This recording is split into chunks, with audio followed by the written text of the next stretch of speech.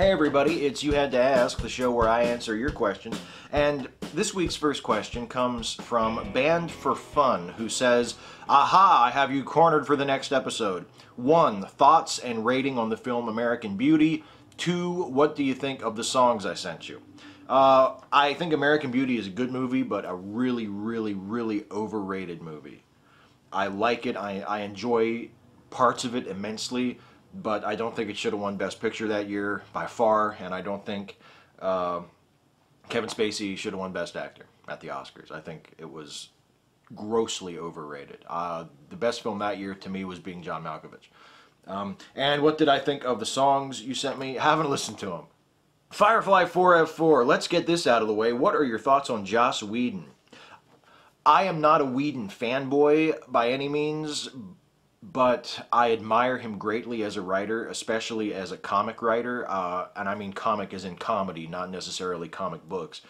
I think he's incredibly funny. I think my favorite parts of Joss Whedon stuff, be it Buffy or Angel or Firefly, which I'm not as big a fan of as you are, but I still thought was good, or even Dr. Horrible, which I thought was great, even though I'm not a fan of musicals. I thought Dr. Horrible was great. And then, of course, The Avengers, the funny stuff. He's able to balance drama and pathos with comedy better than almost anybody who is popular today. And the reason that that balance works so well is because the funny end is so damn funny. I think Whedon doesn't get enough credit for how incredibly funny he can be as a writer, as a storyteller. And I admire him a great deal. Mark Aranges, I got a bunch of music makers of whom I'd like to hear your opinion of their work. Tom Waits, Rage Against the Machine, Slayer, Queen, Sinatra, Hans Zimmer, Ramones, Michael Jackson, Hendrix, Bob Marley, and Faith No More. Okay, quickly, we'll move through them. Tom Waits, love Tom Waits, huge fan of Tom Waits. How can you not love Tom Waits when he has songs with lyrics like Frank settled down in the valley and he hung his wild years on a nail that he drove through his wife's forehead? Come on. The guy's a genius. Rage Against the Machine, I don't know their music well enough to have an opinion. I never really listened to them. Same thing with Slayer. Queen, I love. They vacillate between guilty pleasure and just straight out pleasure. I think Freddie Mercury is the best frontman in the history of rock and roll. Sinatra, love Sinatra. That's music that my wife and I used to cook by. When we're in the kitchen cooking dinner together, sometimes she'll put on a Sinatra album. It's great. Hans Zimmer, great film composer, one of the best working today. The Ramones, same deal with Rage Against the Machine. I'm not as familiar with them as I probably should be. What I've heard of the Ramones I've liked, but the Ramones just have never pulled me in. You know what I mean? It's not that I don't like them, it's just I've never been pulled in by them. Michael Jackson, enjoyable, good, fun music to listen to in the car. You know, not one of my all-time favorites, but in a sense he is one of my favorites because I have a mix CD of Michael Jackson stuff that I put together not long after he died, and I mean, goddamn, there's some fun shit on there. Hendrix, incredible, one of my favorites, one of the best guitarists ever.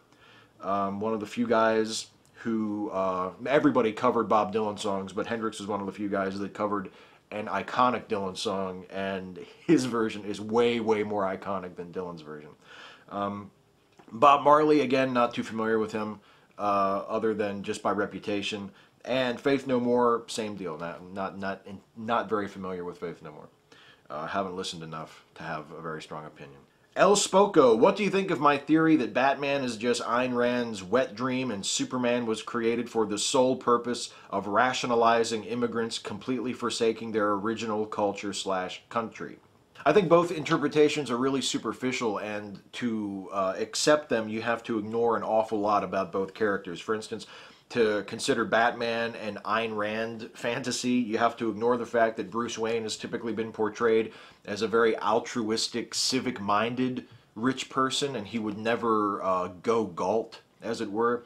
And for Superman, to say that he was created for the sole purpose of rationalizing immigrants forsaking their native country and culture, that, again, ignores the fact that in many Superman stories, he has been eager to discover things about Krypton. Whenever information about his birth culture was presented to him, or he had any possibility of finding out about it, he was all about it. He did not forsake his culture at all. He wanted to find out about it.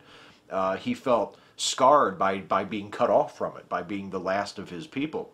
And also, the immigrant thing in Superman, to me, is not about uh, rationalizing immigrants forsaking their native land. It's a metaphor for the immigrant experience here in America. It's a very positive thing. You have to understand, when Superman was created in the 30s, that was very much a time of immigration. The cities were filled with first-generation immigrants, and Superman was a symbol that you could come from another place, even a completely alien place, and you could still come to America and you could make a life for yourself.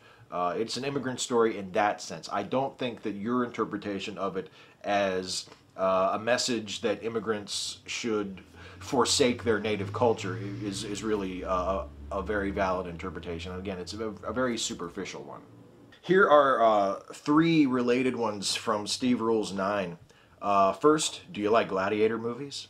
Second, have you ever been in a Turkish prison? And third, have you ever seen a grown man naked?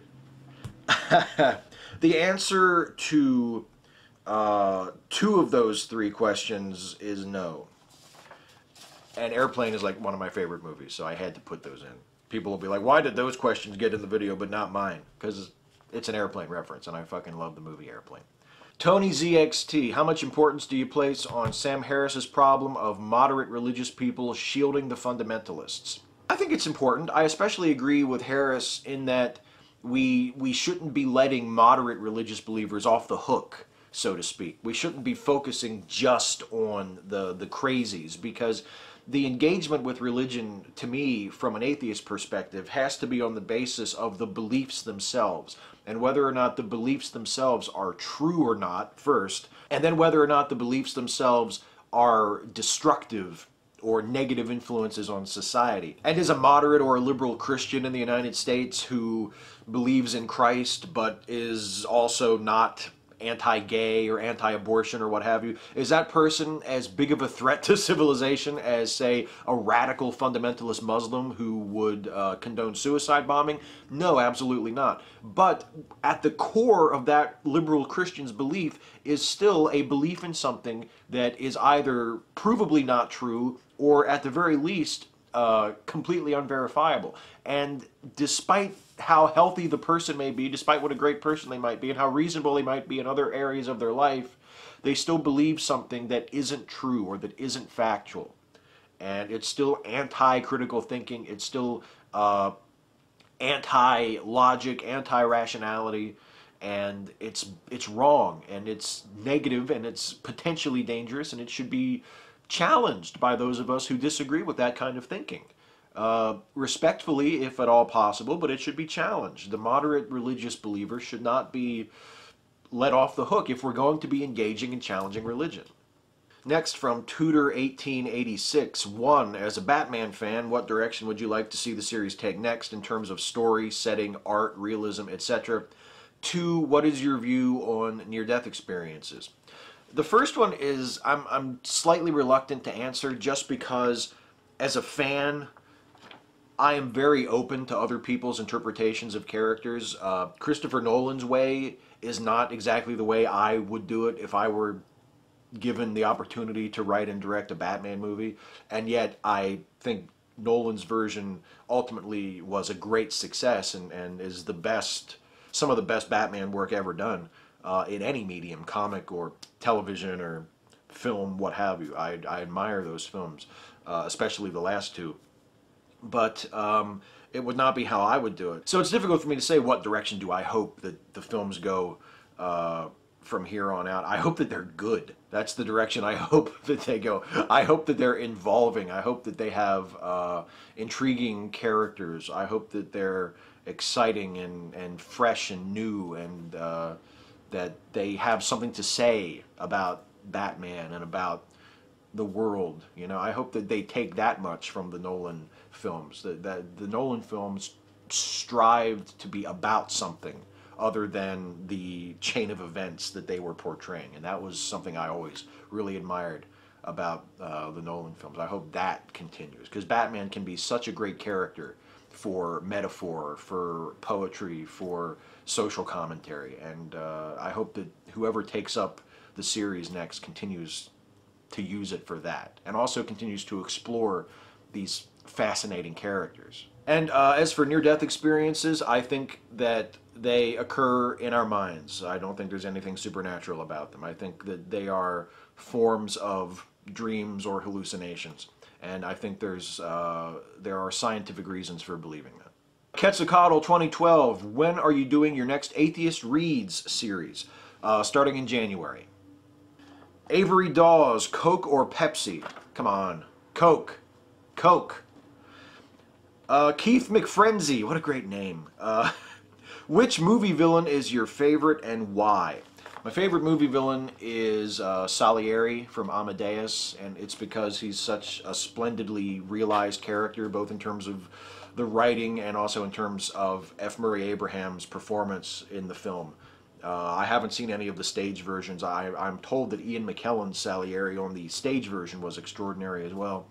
But I've only ever seen F. Murray Abraham in the film, and it's one of my favorite performances of any character in any film ever, and he's definitely my favorite villain. Just incredibly tragic and just a beautiful character. Bass bait, is that a scar next to your right eye, and what is the story behind that? Yeah, this is a scar next to my eye here. Can you see it? If I get a little closer here. Can you see? Yeah, there we go. There it is right there. Yes, that is a scar next to my eye. I got it when I was 3 years old. I was climbing out of my mother's car. I was in the back seat. We had just come back from grocery shopping, and I was getting out of the car, and I tripped, and I fell out of the car, and as I fell, I cut myself right here on the edge of a seatbelt.